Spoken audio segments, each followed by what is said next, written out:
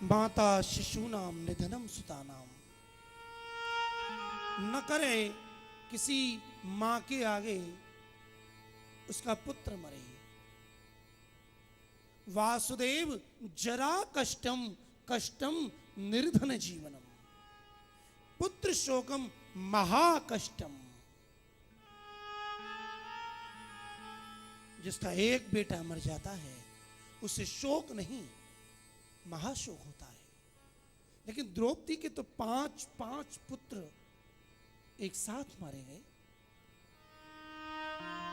यहां प्रश्न उठता है कि द्रौपदी तो भगवान की शरण ली हुई अनन्य भक्त है,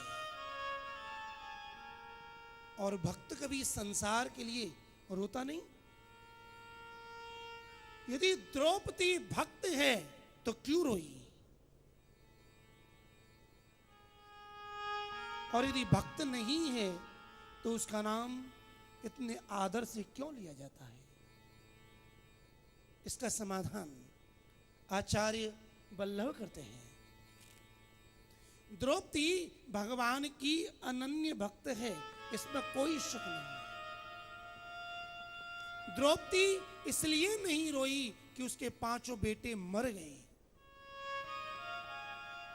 द्रौपदी जानती है जिसका जन्म है उसकी मृत्यु भी है। जातस्य ही ध्रुवो मृत्यु ध्रुवम जन्म मृतस्य च। द्रौपदी इसलिए रोई कि इन्होंने मानव शरीर लिया, मेरी कोख से जन्म लिया, और मानव शरीर लेने के बाद ये भगवान की भक्ति नहीं कर पाए। इनका जीवन जन्म लेते और मृत्यु के साथ बिगड़ गया। जन्म तो लिया लेकिन वो जन्म सफल नहीं हुआ। इस जन्म की सफलता भगवान की भक्ति में ही है। द्रौपदी इसलिए रोई, यदि ये शूरवीर होकर युद्ध में मरते तो इनकी गति हो जाती, लेकिन ये युद्ध करते हुए नहीं, सोते हुए मरे। द्रौपदी इसलिए रोई कि इनकी मृत्यु ब्राह्मण के हाथ से हुई है, और जो ब्राह्मण के हाथ से वध होता है उसका कल्याण बिगड़ जाता है। द्रौपदी रोई अर्जुन श्री कृष्ण के साथ रथ में सवार होकर जाते हैं और अश्वत्थामा को पकड़ के लाते हैं। जैसे कोई पशु को रस्सी में बांध के लाता है, ठीक उसी प्रकार आज अर्जुन ने अश्वत्थामा को रस्सी से बांध कर लाई, लाकर के द्रौपदी के आगे खड़ा कर दिया। भीम ने कहा ऐसे मार दो, आताताई को छोड़ना नहीं चाहिए। द्रौपदी ने जैसे ही देखा अश्वत्थामा, अरे ये तो ब्राह्मण है, और उसमें भी गुरु द्रोणाचार्य का पुत्र है। गुरु द्रोणाचार्य मर चुके, उनकी पत्नी आज इसी के सहारे जीती है। यदि ये भी मर गए तो उनका पालन पोषण कौन करेगा?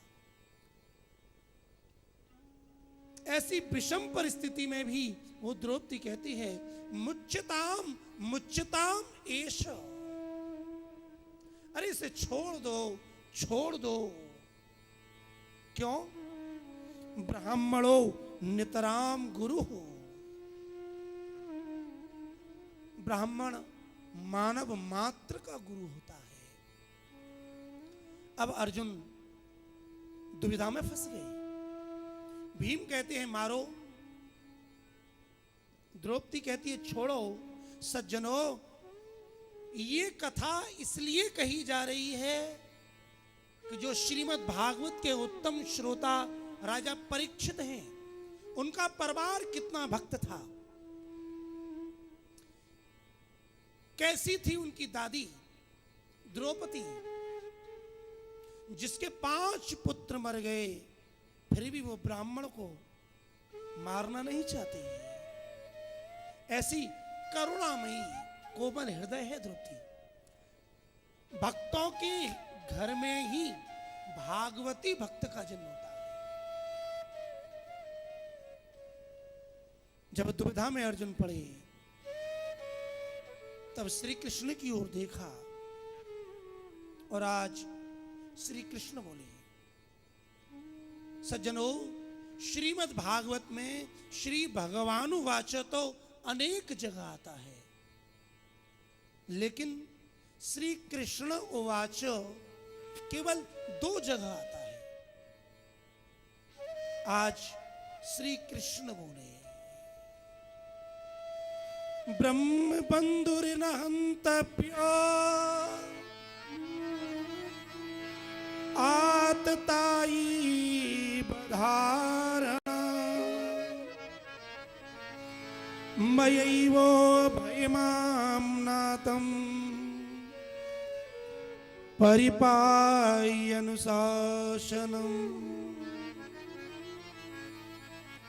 ब्रह्म बंधु की हत्या नहीं करनी चाहिए और आताताई को कभी छोड़ना नहीं चाहिए। इसका मतलब सज्जनों, धर्मशास्त्र में कहीं भी ब्राह्मण के लिए प्राण दंड देने का विधान नहीं है। यदि ब्राह्मण ने कोई अपराध किया है, बहुत अपराध किया है, तो भी वो क्षम्य है। और यदि क्षम्य ना हो तो ब्राह्मण का अपमान ही मृत्यु है। एक सच्चे ब्राह्मण के आगे एक और मृत्यु रखी जाए और दूसरी ओर अपमान रखा जाए, तो सच्चा ब्राह्मण दूसरे व्यक्ति से होने वाले अपमान की अपेक्षा मृत्यु को स्वीकार कर लेगा। ब्राह्मण जगत गुरु है। ब्राह्मण को अनुशासन में रखने के लिए कोई ब्राह्मण ही उस पर अनुशासन कर सकता है। किसी अन्य व्यक्ति की सामर्थ्य नहीं कि ब्राह्मण पर अनुशासन करे। आज अश्वत्थामा का अपमान किया, उसका सर मूंड कर उसके मस्तक पर जो तेजोमयी मणि थे उसे निकाल लिया। अपमानित करके निकाला। अश्वत्थामा अपमान से गलता है और बदला लेने के लिए पुनः 6 बाण छोड़ता है। 5 बाण पांडवों को मारने के लिए और 6वां बाण अभिमन्यु की स्त्री उत्तरा के गर्भ में जो बालक है उसे मारने के लिए। यदि ये सब मर जाते हैं तो पांडवों के कुल का ही नाश हो जाएगा।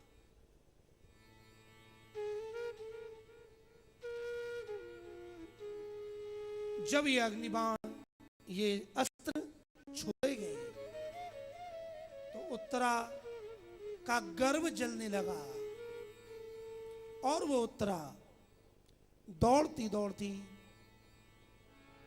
श्री कृष्ण की शरण में आई। पाहि पाहि महायोगी देव देव जगतपति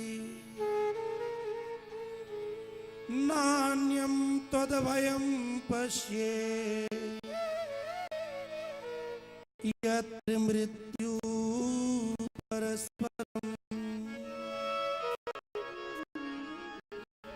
पाहि मां, पाहि मां, आप मेरी रक्षा करो।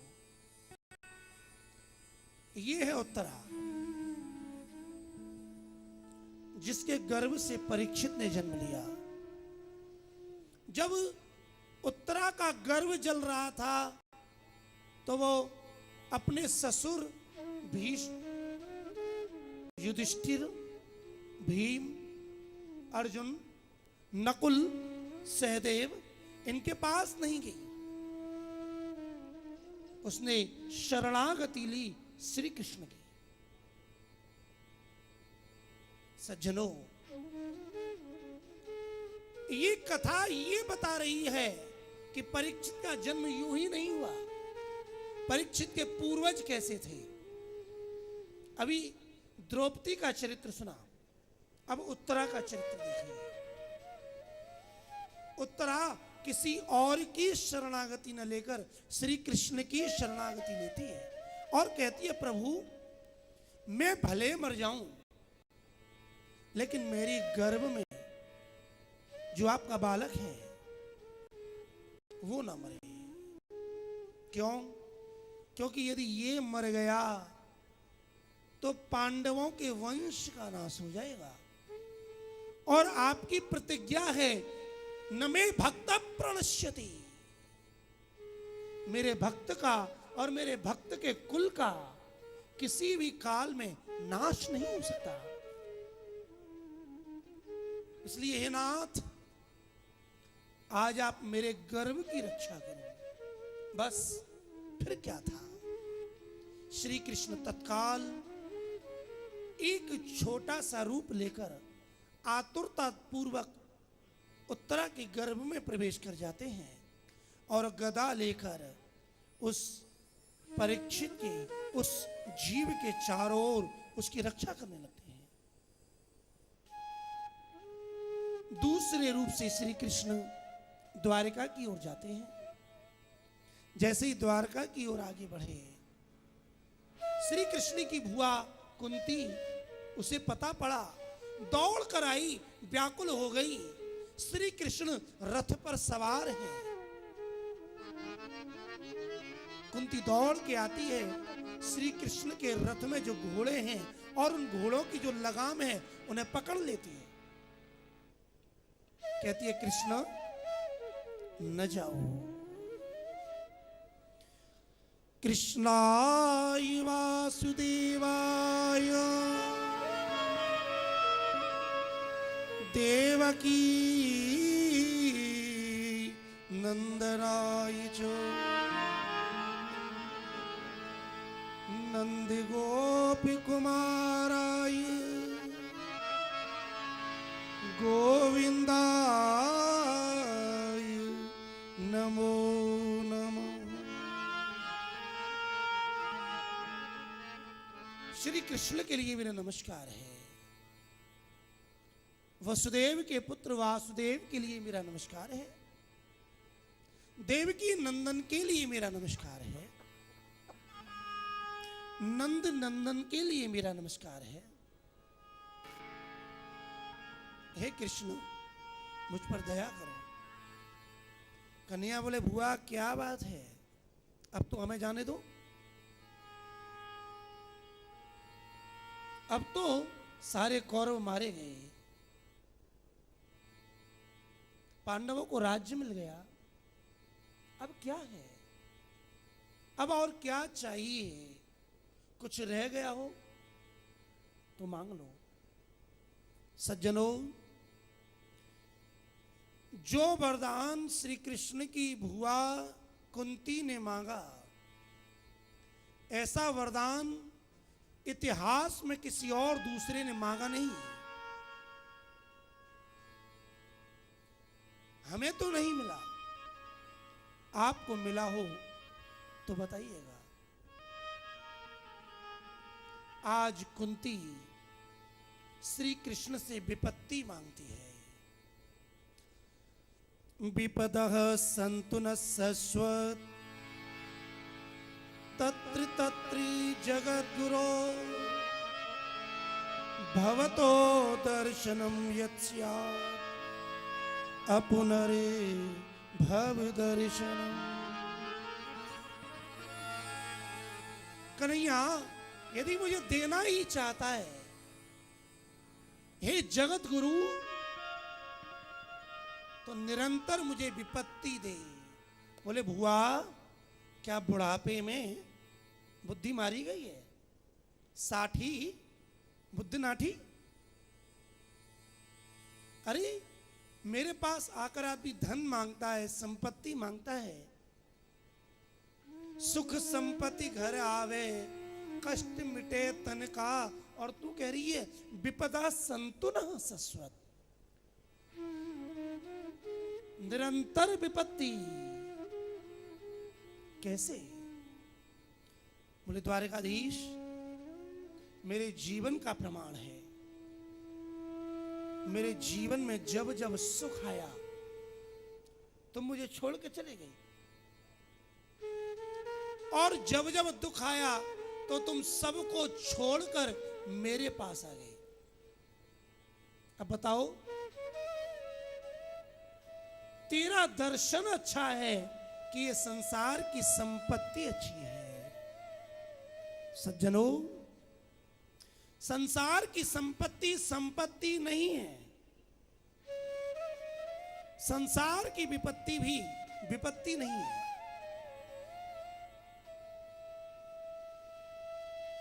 संपत्ति है श्री कृष्ण का स्मरण, और विपत्ति है श्री कृष्ण का विस्मरण। विपदो नैव विपदः, संपदो नैव संपदः। विपद विस्मरणम विश्लोह संपन्न नारायण स्मृति।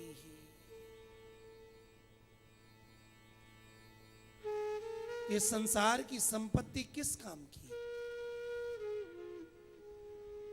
आखिर तक यही रह जाएगी। ये संसार का दुख किस काम का? आया है चला जाएगा। श्री हनुमान जी महाराज कहते हैं कि संसार की संपत्ति संपत्ति नहीं है, संसार का दुख दुख नहीं है। गोस्वामी तुलसीदास जी महाराज सुंदर कांड में एक सूत्र देते हैं।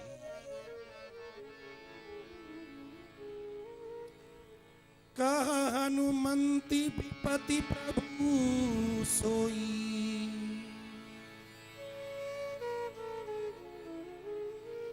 कह हनुमंति विपति प्रभु सोई, जब तभी सुमिरन भजन न होई। कहा हनुमंत। तो हनुमान जी लौट के आए तो श्री राम ने उसके मस्तक पर हाथ रखा। कहा हनुमंत, बड़ी विपत्ति आई, समुद्र लागना पड़ा, सुरसा के मुंह में जाना पड़ा, राक्षसों ने बांध लिया, पूंछ में आग लगी। हनुमान जी कहते हैं महाराज, ये विपत्ति कोई विपत्ति थोड़ी है। हनुमान जी कहते हैं जब तब सुमिरन भजन न होई। तब शब्द का अर्थ है तेरा। तब तब बदन पैठियों आई, सत्य कहूं मोई जान दे मई। तब माने फिर, और तब माने तेरा। तो यहां जब तब सुमिरन भजन न हुई। हे प्रभु, जब तुम्हारी सेवा नहीं होती वही सबसे बड़ी विपत्ति है। वह सुख के माथे सिल पड़े जो नाम हरि को भुलाए, बलिहारी व दुख की जो पल पल नाम रटाए।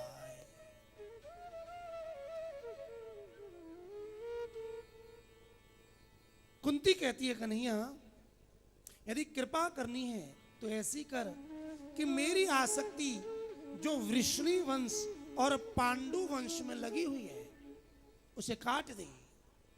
बस तेरे चरणों में भी अखंड प्रीति जुड़ जाए। श्री कृष्ण को रोका, श्री कृष्ण रुके। क्यों रुके? एक भक्त श्री कृष्ण की आज भी प्रतीक्षा कर रहा है। महाभारत के युद्ध से पूर्व विषाद हुआ है अर्जुन को, और उस विषाद का निवारण किया है श्री कृष्ण ने। लेकिन महाभारत के युद्ध के बाद विषाद हुआ है धर्मराज युधिष्ठिर को, और उसके विषाद को, दुख को दूर करने के लिए श्री कृष्ण आगे नहीं आते।